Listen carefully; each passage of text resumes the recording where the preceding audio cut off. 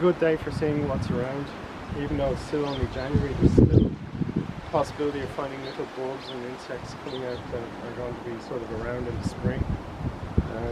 Sometimes there are things already here, but you can't see them because they're hiding so well.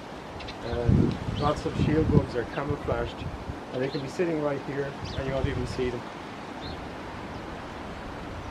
And shieldbugs get the name because they have a shield-shaped body, wing cases that are like a shield.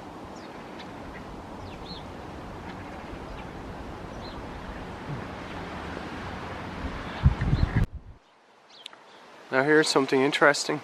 You have a bright but a bitterly cold day in January, and here you can see a shieldbug, and it's actually a green shieldbug, but it's got the brown colour it takes on in the winter.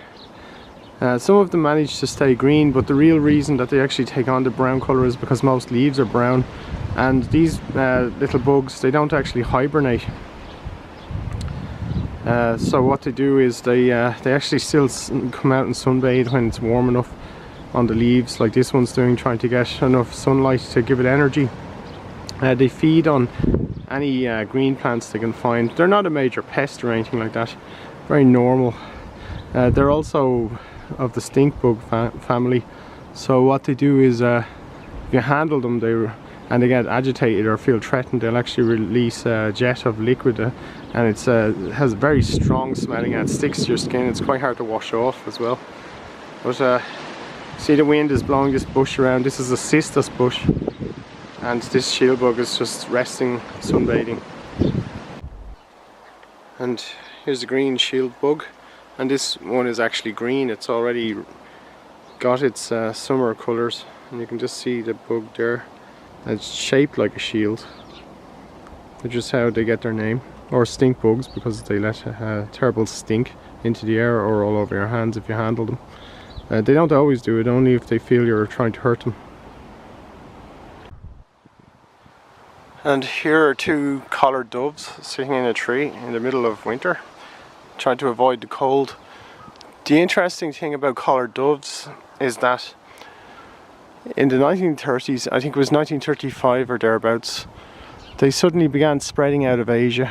They flew into Turkey and around Greece, all through the 40s, through World War II, and they kept migrating to the west, and they went all across Europe, and were first actually recorded in Ireland in 1953.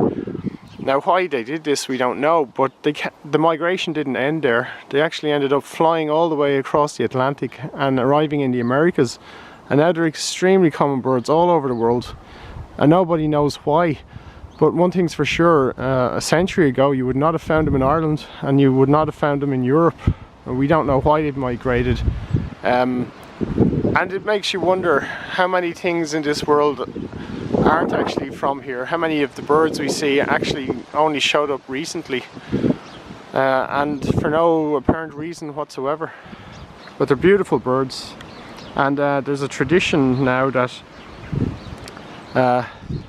if they roost in your house, it means you're going to have or if they roost in your garden, it means you have a happy household. Well, I certainly hope that's the case. They are lovely birds, and hopefully they'll nest this year. There are a few interesting things about these birds. First of all, they're known to mate for life, and life can be 40 years in captivity. In the wild it's around 20. But we can't be certain, because I mean, it's not like we check every bird that's flying around to see how old it is. But it's a nice idea that they will actually mate for life. If one of the pair dies, they might not actually mate again, but sometimes they will find another mate, and the surviving partner will find another mate. So they're sort of almost like the human ideal in many ways. Although maybe it's not everybody's ideal. Well, it doesn't look great, but this is the first primrose I've seen this year, which has come into flower. It's incredibly early.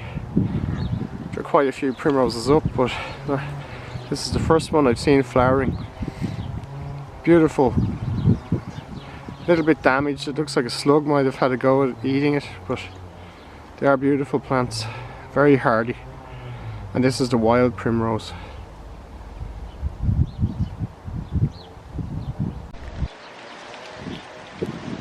There's a pretty magnificent rainbow, and you can see almost all the colours of the spectrum.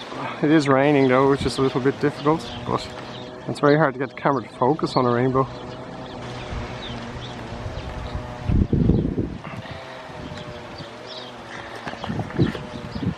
But it's a pretty huge one.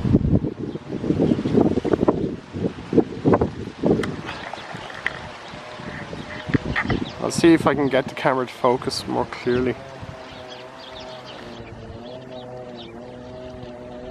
And it's not really working.